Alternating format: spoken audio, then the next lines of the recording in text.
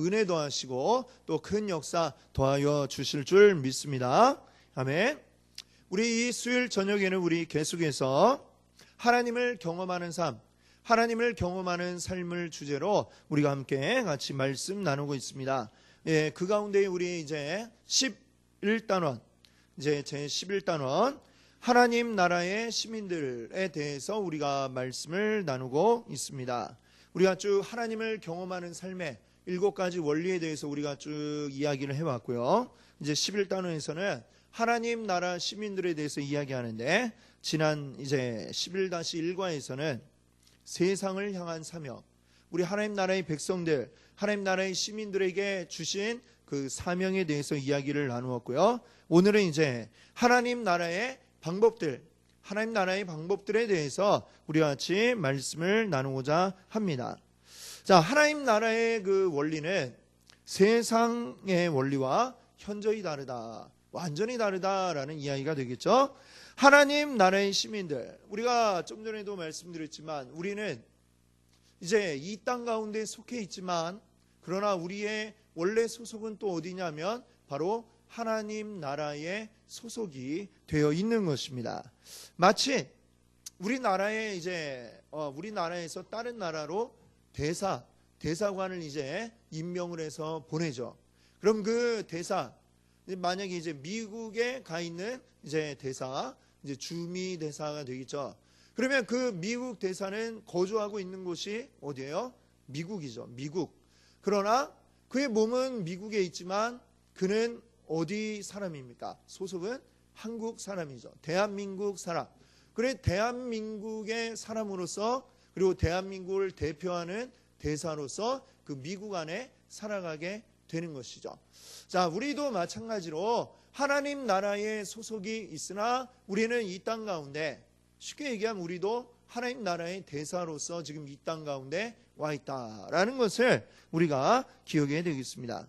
그렇기 때문에 우리에게는 이 땅 가운데 살아가기 위해 이제 이루어지는 것들 중요하지만, 또 하나님 나라의 일을 이루기 위해서 우리가 해야 할 것들이 있다라고 하는 것이고, 하나님 나라의 일을 이루기 위한 그 방법들은 이 세상의 원리들과는 또 다르다라는 사실을 우리가 분명히 기억을 해야 하겠습니다. 하나님이 일을 이루시는 방법, 우리가 이 세상 가운데서 일을 이루어가는 방법, 분명히 다르고 차이가 있음을 우리가 잊어서는 안 될 것입니다. 자, 이사야 55장 8절에서 9절 말씀이 있는데요. 우리 한 절씩 읽어보겠습니다. 제가 한 절, 여러분들이 한 절 읽어보겠습니다. 이는 내 생각이 너희의 생각과 다르며 내 길은 너희의 길과 다름이니라. 여호와의 말씀이니라.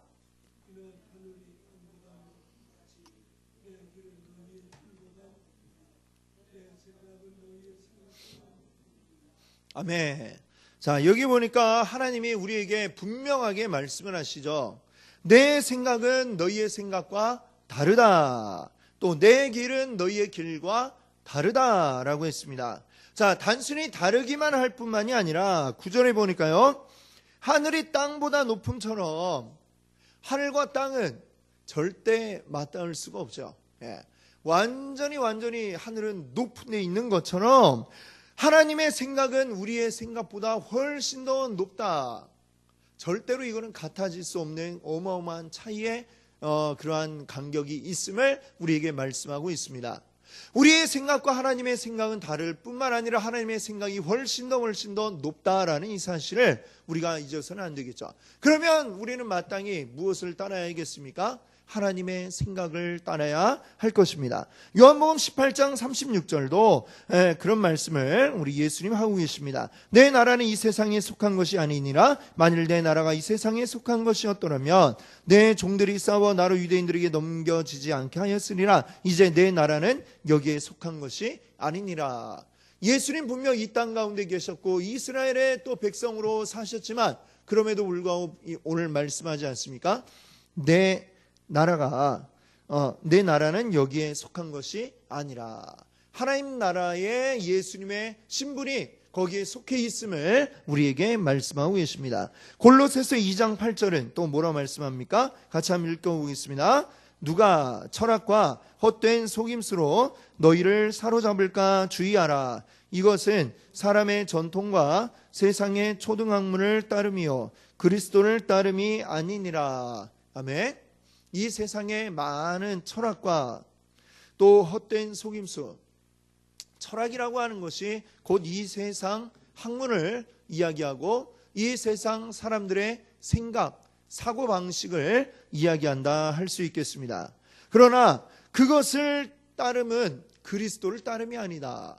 그리스도를 따르는 방법, 하나님을 따르는 방법은 따로 있다. 사람의 생각이 아니라 하나님의 생각은 따로 있음을 이 성경은 계속해서 누누이 우리에게 말씀하고 있는 것을 우리가 기억해야 되겠습니다. 자, 그러면 문 1번을 보시면은 하나님이 당신을 그분의 역사에 동참하도록 일단 부르시면 당신은 하나님 나라 목적을 어떻게 성취시킬 수 있습니까? 자, 하나님이 우리를 부르셨어요. 하나님의 일을 하라고 부르셨어요. 그러면 우리는 어떤 방법으로 그 일을 이룰 수 있겠느냐 묻고 있죠. 자, 1번 내가 선택하는 방법으로, 2번 인간적인 논리, 원리, 전통대로, 3번 나의 최선의 사고력과 나름의 방법대로, 4번 하나님의 길을 따라서. 무엇이 답이 되어야 할까요? 여기서 4번, 그렇죠. 하나님의 길을 따라서 내 생각을 따르고 내 방법을 따르는 것은 하나님의 일을 이루는 좋은 방법이 될 수가 없고 그것은 결국에는 실패하게 되고 말 것입니다. 하나님의 일은 하나님의 생각, 하나님의 방법을 따라야 한다라고 하는 것이죠. 자, 그러면 그것들을 우리 하나님 나라의 그 비유가 나와 있습니다. 성경에 마태복음 13장이에요. 그 비유들을 우리가 함께 같이 살펴보면서 하나님 나라의 일들이 어떻게 이루어지는가라는 것을 우리가 함께 생각을 해 보도록 하겠습니다. 자, 우리 한번 성경 말씀을 한번 찾아보겠습니다. 우리 마태복음 13장, 마태복음 13장에 이 하나님 나라 천국 비유가 나오고 있는데요. 같이 한번 우리 보도록 하겠습니다. 우리 찾으셔서 우리 한번 볼까요? 13장 24절부터 30절 그리고 36절에서 43절을 우리 보도록 하겠습니다. 마태복음 13장 24절부터 30절, 우리 신약성경 22페이지에 있습니다. 마태복음 13장 24절에서 30절 우리 교독으로 읽겠습니다. 제가 한 절, 여러분들이 한 절 읽어봐 주시기 바랍니다.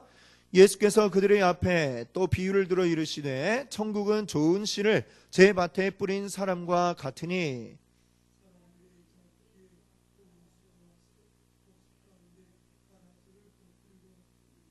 싹이 나고 결실할 때에 가라지도 보이거늘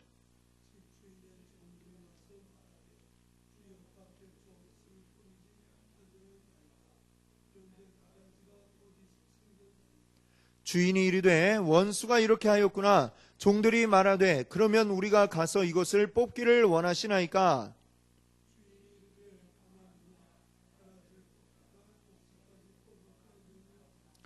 둘 다 추수 때까지 함께 자라게 두라. 추수 때에 내가 추수꾼들에게 말하기를 가라지는 먼저 거두어 불사르게 단으로 묶고 곡식은 모아 내 곡간에 넣으라 하리라. 아멘. 자, 여기 보니까 가라지, 잘 알고 있는 그 가라지의 비유를 했습니다. 자, 이 비유에 대해서 제자들이 이게 근데 뭔 말입니까? 하니까 예수님이 설명을 해주신 게 36절부터 43절에 나옵니다. 자, 이것도 우리 한번 같이 읽어보겠습니다. 제가 먼저 읽겠습니다. 이에 예수께서 무리를 떠나사 집에 들어가시니 제자들이 나와 이르되 밭의 가라지의 비유를 우리에게 설명하여 주소서.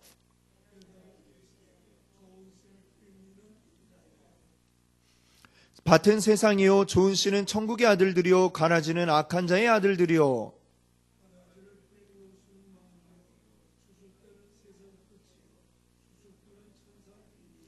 그런즉 가라지를 거두어 불에 사르는 것 같이 세상 끝에도 그러하리라.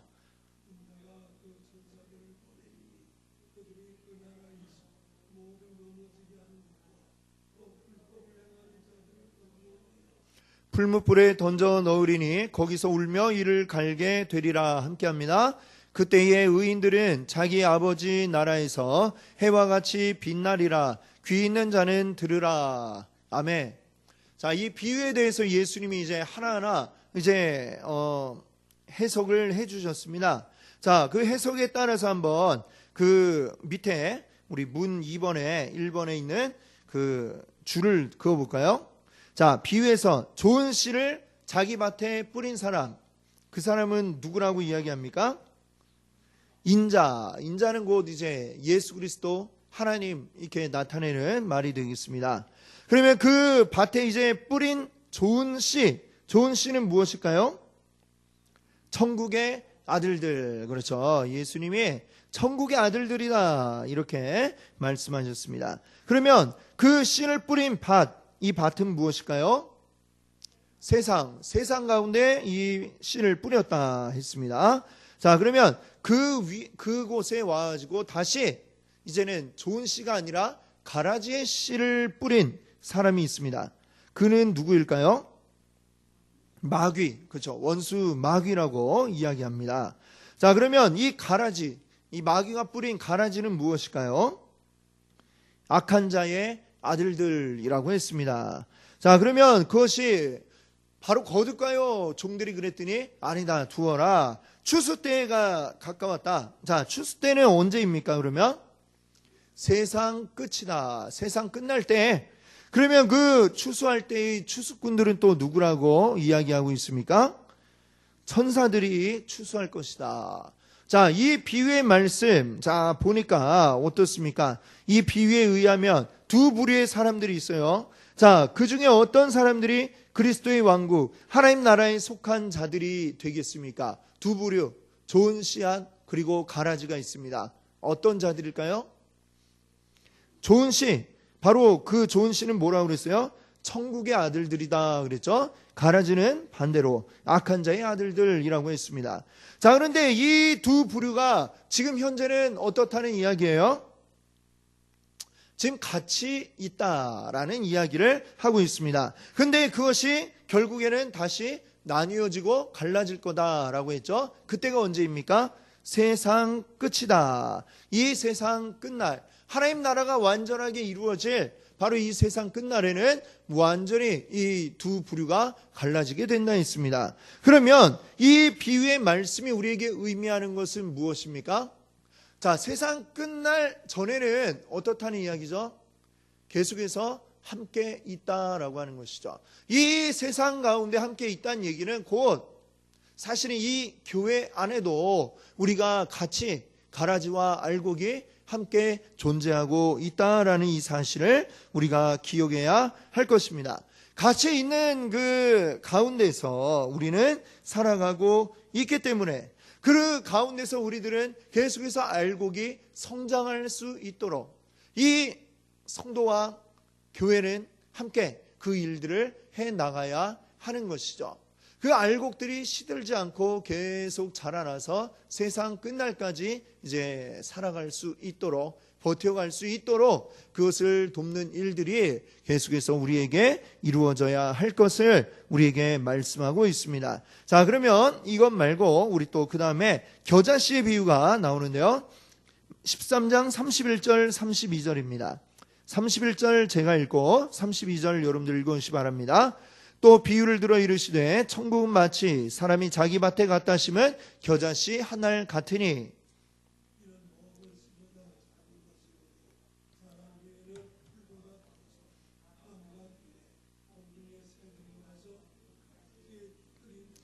아멘. 자, 이 비유를 보니까 이제 어떻습니까? 하나님 나라는 어떤 크기로 시작해서 어떤 크기로 끝나게 된다 이야기를 하죠. 처음에는 아주 작은 겨자씨로 시작이 되는데 그 씨가 자라서 나중에 어떻게 된다 하죠? 큰 나무가 된다 이렇게 말씀하고 있습니다. 자, 제가 한 책을 보니까 이제 이스라엘 현지에 이제 살고 있는 그곳에 이제 선교사로 가신 유모세라고 하는 이제 분이 쓴 책이 있습니다. 그분이 이제 또 한의학을 전공을 해가지고 이런 식물이나 이런 거에 관심이 많아서 거기에서 이제 성경에 나오는 그 식물들에 대한 이제 책을 이제 쭉 쓰셨더라고요. 근데 거기 보니까 겨자씨 굉장히 작은데, 근데 이 겨자씨가 심으면 나무가 되는 그게 아니라고 하더라고요. 예. 겨자는 나무로 자라지 않는답니다. 근데 이 성경에 왜 이에 큰 나무가 됐다고 이야기를 하고 있느냐? 사실은 나무가 될 수 없는 것인데 하나님의 은혜로 이렇게 커다란 나무와 같이 되어 자랐다라는 것을 이야기하고 있다고 그래요. 자, 작은 씨앗이 큰 나무와 같이 되었습니다. 이게 바로 뭐라고 그랬어요? 이게 바로 하나님의 나라다라고 하는 것입니다. 하나님은 아주 큰 것을 처음부터 사용하시는 게 아니라 작고 보잘것없는 것, 자칫하면 잃어버리기 쉬운, 실제로 제 아는 목사님이 성지순례 갔다 오면서 기념품으로 이 겨자씨를 구해가지고 오셔갖고 하나를 주셨어요. 하나를 받고 작구나 이랬는데 잘 보관해야지 했는데 지금 어디가 있는지 알 수가 없습니다. 너무 작아가지고 뭐 어디론가 사라져 버렸습니다. 자, 이 작은 주의를 기울여서 정말로 이렇게 잘 보관하지 않으면 어디론가 사라져 버릴 정도의 이 작은 씨앗, 그것에서 커다란 나무, 모든 새들이 와서 거기에 깃들여 지내는 큰 나무로 만들어 가시는 게 바로 이 하나님의 나라다. 하나님의 나라는 이와 같다라는 이 사실에서, 자, 작고 보잘것없는 우리들이라 할지라도 하나님께서 나를 통해 큰 일을 이루시겠구나라고 하는 것을 우리가 깨달을 수 있기를 바랍니다. 내가 어떻게 뭘 할 수 있겠나 생각할지 모르지만 하나님은 내가 그렇기 때문에 하나님은 오히려 하나님의 일을 하도록 시키실 수 있다라고 하는 것이죠. 이미 능력이 되고 큰 지위에 있어서 충분히 잘할 수 있는 사람을 통해 일을 하시면 쉬울 것 같지만 그렇게 되면 하나님의 영광이 나타나지를 않습니다. 그래서 하나님은 도저히 할 수 없을 것 같은 사람, 보잘것없는 그냥 너무나도 평범한 우리들과 같은 사람들을 통해서 하나님은 큰 일들을 이루어 나가심을 여러분들 믿으시기 바랍니다. 아멘. 또 이 평범한 우리들이 모여있는 이 작은 교회를 통해서도 하나님은 크고 놀라운 일을 이루실 수 있는 줄 믿습니다. 아멘. 그것을 우리 믿고 또 기억하며 하나님의 일을 이루기 위해 달려갈 수 있기를 바랍니다. 자, 그 다음에는요 13장 33절을 우리 한번 같이 보겠습니다. 여기에는 이제 누룩에 대한 그 말씀을 하고 있죠. 같이 함께 읽겠습니다. 또 비유로 말씀하시되 천국은 마치 여자가 가루 서말 속에 갖다 넣어 전부 부풀게 한 누룩과 같으니라. 아멘. 자, 누룩은 이제 그 요즘에 이스트라고 하는 거죠. 그렇죠? 이 살아있는 효모라고도 하나요? 그렇죠? 자, 이것을 빵을 만들 때 넣는 것입니다. 근데 가루 서말에 한 움큼에 이제 이 누룩을 넣었습니다. 그러면 그게 어떻게 될까요? 순식간에 확 부풀어 오르느냐? 그렇지 않습니다. 그렇죠? 이 누룩은 어떻게 되느냐? 조금씩 주변으로 그 영향력을 넓혀나가죠.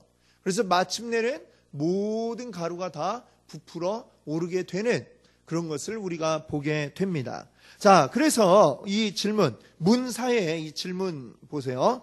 자, 다음 중 천국이 성장하거나 변화하는 방법을 가장 잘 표현한 것은 어느 것입니까?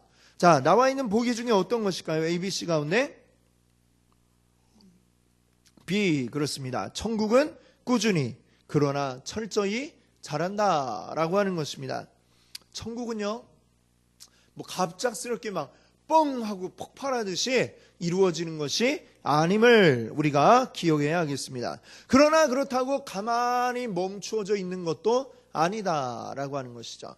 천국은 천천히 그러나 꾸준히 그리고 마침내는 완전하게 다 변화시켜 나가는 줄 믿습니다. 자, 이 비유가 오늘 우리 교회는 어떤 의미를 가져다 줄까요?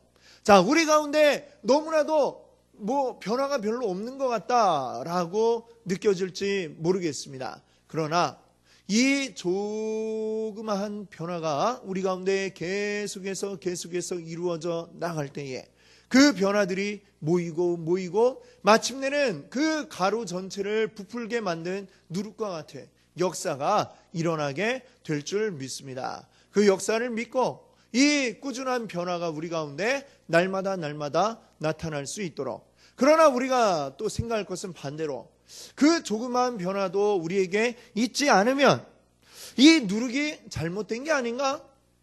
죽은 건 아닌가? 뭐 이런 걸 또 우리가 생각해 봐야 되겠죠.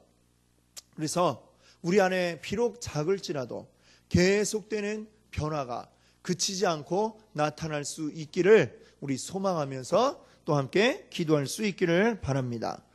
자, 이번에는 44절부터 46절 말씀입니다.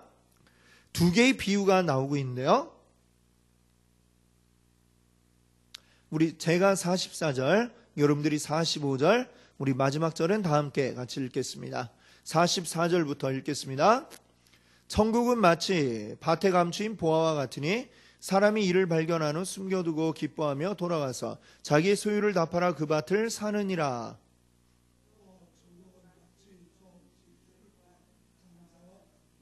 함께합니다.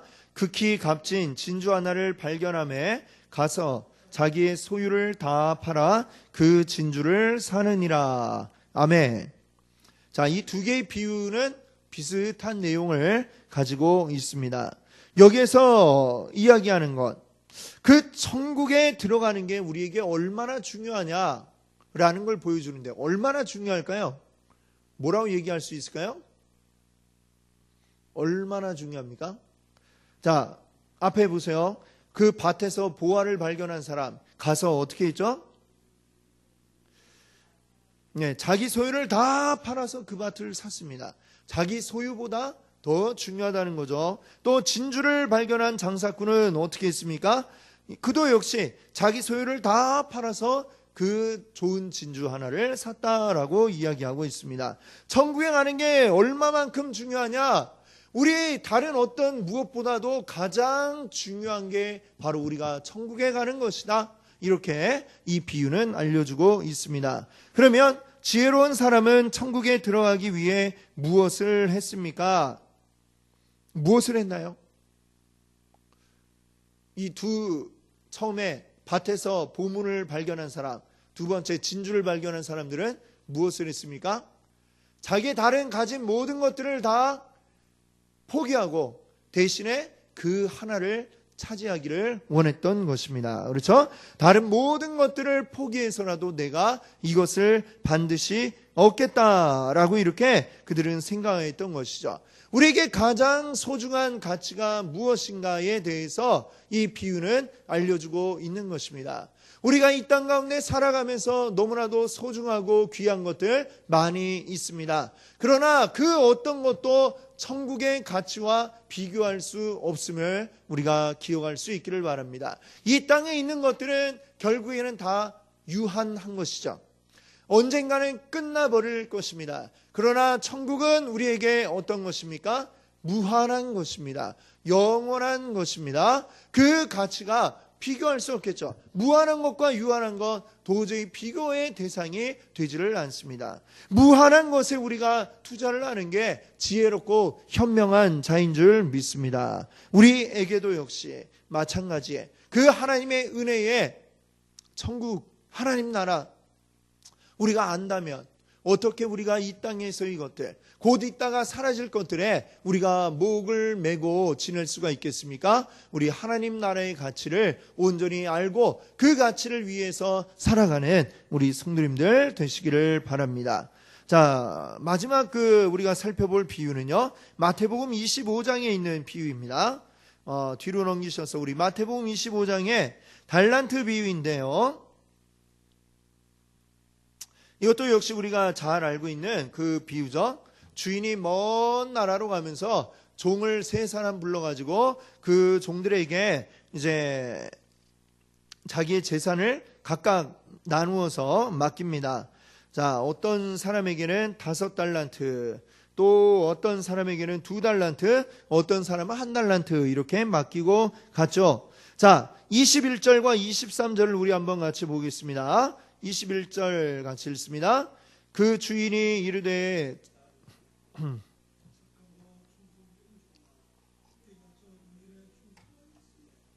내가 많은 것을 내게 맡기리니 내 주인의 즐거움에 참여할지어다 하고. 자, 23절은 이제 2달란트 받은 사람에게 또 이 주인이 한 얘기인데 같은 이야기를 했습니다. 주인이 돌아와서 그동안 내가 너희에게 맡긴 것을 가지고 어떻게 했느냐 가져와 봐라 했을 때 5달란트 이제 받았던 그 종은 5달란트를 가지고 열심히 일을 해서 또 다른 5달란트를 남겨서 10달란트를 가지고 왔던 것이죠. 자, 그 열심히 했던 이자에게 5달란트 거기다가 더 네가 일한 것까지 모두 다 주겠다 이렇게 하면서 내 주인의 즐거움에 참여할지어다 이렇게 말씀하고 있습니다. 자, 반면에 1달란트 받았던 그 종은 어떻게 했다고 나오죠? 그 24절부터 27절에 나오는데요. 한번 같이 보겠습니다.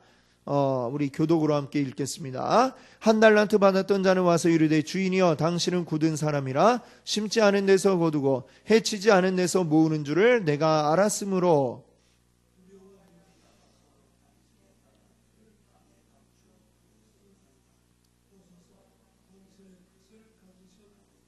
그 주인이 대답하여 이르되 악하고 게으른 종아 나는 심지 않은 데서 거두고 해치지 않은 데서 모으는 줄로 내가 알았느냐. 그러면 내가 마땅히 내 돈을 취리하는 자들에게나 맡겼다가 내가 돌아와서 내 원금과 이자를 받게 하였을 것이니라 하고. 아멘. 그렇습니다. 이 1달란트 받았던 자는 어떻게 했죠? 그 일단 주인에 대한 마음이 굉장히 이제 삐뚤어져 있는 것을 볼 수가 있습니다. 잘해도 어차피 주인 거고 못하면 욕먹을 텐데 뭐하러 이거 쓰고 올라나, 이런 마음을 가지고 그냥 땅에 잘 묻어두었다가 주인이 돌아왔다는 이야기를 듣고 땅에서 파서 먼지 탈탈 털어가지고 그러고 다시 주인 앞에 갖다 주었던 것이죠. 그랬더니 이 주인은 그에게 이 악하고 게으른 종아 라고 이야기하였던 것을 우리가 봅니다. 자, 이 비유가 우리에게 주는 교훈이 무엇입니까? 지금 오늘날 우리가 이 땅 가운데서 내가 가지고 있는 모든 자원들, 또 우리 교회가 가지고 있는 모든 자원과 또 우리 성도들의 재능, 이런 모든 것들, 이것들이 다 목적을 가지고 나에게 주어진 것이다 라는 사실을 우리가 기억해야 되겠죠. 하나님께서 우리에게 지금 이것을 맡기셨는데 맡기신 이유는 무엇입니까? 가만히 잘 묵혀두어라 이게 아니죠. 이것을 가지고 어떻게 하라는 말씀입니까? 이것을 가지고 가서 열심히 사용을 해라 라고 하는 것입니다. 흥청망청 쓰라는 게 아니라 제대로 된 하나님 나라의 목적을 가지고 하나님을 위해서 이 가지고 있는 자원들을 활용을 해라, 활용을 해서 남겨라 라는 게 하나님께서 우리에게 맡기신 목적인 줄로 믿습니다. 잘하면 마지막 결산 때가 있겠죠. 하나님 나라가 이 땅 가운데 완전히 이루어질 그날, 이 세상의 마지막 그날에 하나님이 결산을 하실 때에 뭐라고 하시겠습니까? 잘 사용한 자들, 잘 사용한 교회들은 뭐라고 하시겠어요? 착하고 충성된 종아, 내 주인의 즐거움에 함께 참여할지어다 하면서 칭찬을 우리가 받겠죠. 그러나 만약에 우리가 제대로 사용하지 못하게 되었다면, 내가 사용하지 않고 또 이 한 사람 한 사람 모인 이 교회가 그 자원들을 우리가 제대로 사용을 하지 않아서 가만히 묵혀두고 있다가 주님이 결산을 하신다면 어떻게 되겠습니까? 이 악하고 게으른 종아라는 이야기를 우리가 들을 수밖에 없다라고 하는 것이 되겠죠. 우리가 하나님께서 우리에게 주신 이 모든 것들이 하나님의 일하도록 우리에게 주셨다라는 이 사실을 우리가 한순간도 잊어서는 안 되겠습니다. 내가 가지고 있는 것을 내 것이라고 내가 착각하는 것도, 이것도 악한 종의 생각이고, 그리고 내 것이 아니라는 것을 알지라도 가만히 그것을 쓰지 않은 채 두고 있는 것도, 아니면 내 일신상의 어떤 유익을 위해서 사용하는 것도 잘못된 것인 줄로 우리가 기억할 수 있기를 바랍니다. 말하자면 이 1달란트 받았던 사람이 그걸 가지고 자기 집 사는 데 쓰고 자기 때 빼고 광내는 데에 사용을 했다면 그것은 나중에 와서 무엇이 되겠습니까? 이것은 횡령이 되죠. 하나님 앞에 우리가 결산하는 그때에 너 내 거를 횡령했구나, 이 말을 우리가 들어서는 안 될 것입니다. 우리 하나님 앞에 우리 부끄럽지 않은 그 마지막 결산의 때가 될 수 있도록 우리가 온전히 또 힘을 다하여야 하겠습니다. 그러나 우리가 이 비유 가운데서 우리가 알 수 있는 하나님 나라의 중요한 원리가 한 가지 있는데요. 거기 좀 굵은 글씨로 써놨죠. 뭐라 했습니까? 내가 작은 일에 충성하였음에 내가 많은 것으로 내게 맡기리니. 아멘. 그렇습니다. 작은 것에 충성하면 하나님이 더 큰 것을 맡기신다라고 하는 것입니다. 처음에 2달란트 받았던 사람이 2달란트 감당할 능력이 되기 때문에 그거를 맡겼습니다. 5달란트 받았던 사람과 비교하면 왜 나는 이렇게 조금만 나에게 맡기는가? 불만이 생길 수도 있는데 아마 1달란트 받았던 사람은 그 불만이 있었겠죠. 그래서 그냥 묻어두고 안 했겠죠. 이 2달란트 받은 사람 보세요. 그 맡은 것을 가지고 열심히 했습니다. 열심히 하니까 그 다음에 어떻게 됐어요? 2달란트에 또 더하기 또 2달란트에서 4달란트를 또 관리할 수 있는 그러한 일을 맡게 된 것이죠. 작은 일에 충성하면 거기에 더해서 더 큰 일들을 하나님이 우리에게 맡겨 주신다라는 것을 우리가 기억할 수 있기를 바랍니다. 우리 개인, 성도들의 개인도 그렇고 우리 교회도 역시 마찬가지인 줄 믿습니다. 우리가 큰 비전을 보고 우리가 달려가지만 큰 비전만 말하고 우리는 큰 거 아니면 아무것도 안 한다 이렇게 생각하면 큰 것도 못하고 작은 것도 못합니다. 우리가 큰 걸 하기 위해서는 작은 거에 충성해야 큰 것을 감당하게 될 줄 믿습니다. 사람도 보면 그래요. 밑바닥에서부터 이것저것 해본 사람이 그 다음에 고위 이제 관리직에 딱 올라가서도 밑에서 어떻게 해야 되는지를 알기 때문에 그것들을 잘 또 관리를 할 수가 있게 되는 것처럼 우리 역시 마찬가지라고 생각을 합니다. 우리가 작은 일에 충성할 때에 하나님께서 그 작은 일 충성하는 자에게 내가 더 맡기겠다라고 우리에게 말씀하실 줄 믿습니다. 그 하나님의 그 은혜를 우리가 기억하면서 지금 우리가 작은 것이 우리에게 맡겨져 있겠죠. 그러나 이 작은 것에 우리가 실망하지 아니하고, 실망할 이유는 사실 아무것도 없습니다. 처음부터 내 것이 아니고 하나님의 것이고요. 하나님이 또 우리에게 맡겨주셨습니다. 작은 일에 충성할 때 하나님 더 큰 일도 할 수 있는 은혜를 주시고 더 큰 일을 할 수 있는 능력도 우리에게 주시는 줄 믿습니다. 올해 이제 2016년도에 우리 삶의 모든 부분에 있어서 또 우리 교회의 모든 부분에 있어서 이 원리를 우리가 기억하고 우리가 순종함으로 나아갈 수 있기를 바랍니다.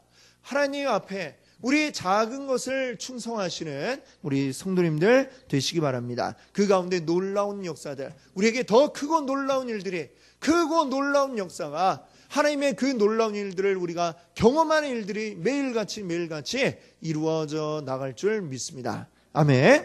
자, 이제 그 마지막으로 이제 정리가 될 수 있겠는데요. 지금 오늘 우리가 살펴봤던 이 비유들이 각각 어떤 내용인가 우리 간단히 한번 보겠습니다. 문 7번에 보시면, 자, 그 비유의 내용이 앞에 이제 쭉 길게 써 있습니다. 그것이 어떤 비유의 내용인지 우리 한번 찾아보죠. 1번에 보시면, 하나님 나라에 속하는 것은 모든 것을 버리고라도 취할 만한 가치를 가지고 있다. 자, 어떤 비유에 대한 내용일까요? 이게 밭에 감추인 보화와 진주. 그렇죠. 여기에서 중요한 건 뭡니까? 하나님 나라에 속하는 모든 다른 것을 버리고라도 하나님 나라를 차지할 만한 가치가 있다. 나의 가진 어떤 것보다도 하나님 나라가 더 귀하다. 이 가치를 깨닫기 원합니다. 자, 두 번째, 작은 것에 충성한 사람은 많은 것을 다스리게 된다. 자, 어떤 비유일까요? 이것은 달란트 비유에 나온 그러한 내용입니다. 자, 세 번째, 비록 비그리스도인들이 우리 교회에 연합되어 있지만 하나님은 누가 그분께 속했는지를 아신다. 심판 때 그분은 그리스도인과 비그리스도인을 가르칠 것이다. 자, 이건 아까 어떤 비유였죠? 곡식과 가라지. 그렇죠? 주여 주여 하는 자마다 다 하나님 나라에 이를 것이 아니다 말씀했는데, 그것을 우리는 모르는데요. 그걸 가르는 것은 이제 하나님이 하실 일이고, 그 전에 우리에게 주어진 것은 무엇입니까? 우린 또 최선을 다해서 모든 자들 주님의 나라에 이를 수 있도록 복음을 증거하는 것이 또 우리의 할 일인 줄 믿습니다. 자, 네 번째, 하나님 나라는 작게 시작해도 꾸준히 자라서 주위 사람들에게 영향을 미친다. 이건 어떤 비유죠? 겨자씨의 비유이죠. 그렇죠? 작은 겨자씨에서 시작해서 큰 나무로 자라가는 그러한 비유였습니다. 다섯 번째, 작은 시작이 자라나서 하나님 나라를 위한 커다란 사역이 될 수 있다. 네. 4번이 겨자씨가 아니고 누룩이죠. 누룩. 네, 누룩이었어요. 여기에서 중요한 단어는 뭐예요? 꾸준히 자라서 그렇죠? 조금씩 누룩이 옆에 영향을 미쳐서 결국엔 다 모두 이렇게 만들어버린다. 이것이 바로 누룩의 비유였던 것입니다. 4번이 C고 5번 작은 시작이 자라서 하나님 나라를 위한 커다란 사역이 된다. 이것은 바로 이게 겨자씨 비유가 나타내는 그런 말씀인 것이죠. 자, 이 천국 하나님 나라 비유를 우리가 살펴보면서 하나님 나라 일들이 바로 이러한 원리로 이루어지고 있구나, 우리가 늘 기억할 수 있기를 바랍니다. 그리고 하나님 나라의 원리는 이 세상의 원리와 다르다는 것을 우리가 기억하고, 내 뜻이 아니요 하나님의 뜻대로 하나님의 일들을 이루어 나갈 수 있기를 우리 소망하며 그 원리대로 나아가시는 우리 성도님들 되시기를 바랍니다. 함께 같이 기도하겠습니다.